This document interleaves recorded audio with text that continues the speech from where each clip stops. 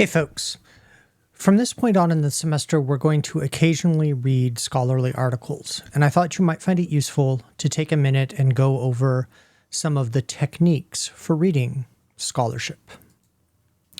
Most of you will have covered this in one or another of your composition classes, but to review the process, you can read scholarly articles linearly from beginning to end if you have the time or the interest to do so.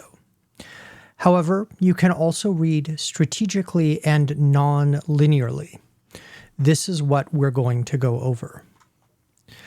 Most scholarly articles will start with an abstract. This abstract is an overview of the main points of the article. Typically, it's a paragraph or two long, and it is a great place to make your first decision about the article.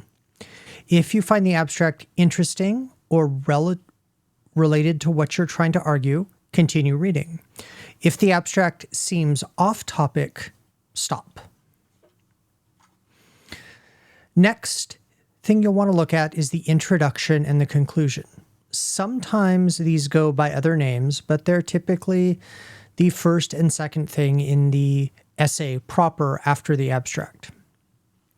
The introduction will tend to lay out the problems and sometimes the context for the article. This is a useful thing to look at as you decide about how the article relates to your own argument and where you plan to go with it. The conclusion, which is sometimes called the findings, explains what answers, if any, are derived from the research the scholars have done. The conclusion will also sometimes include or be followed by a further questions section. These questions are useful if you need to set up your own research or want to build on what the authors have found. Professional researchers will commonly look for these further question sections as places to begin their own research. So if you go on to graduate work or even some elevated work as sophomores and seniors in college, you might find this useful.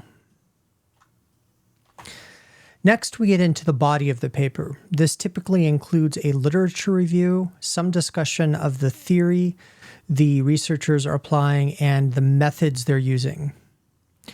Generally, you read these sections only if you've decided the paper is interesting and useful to you.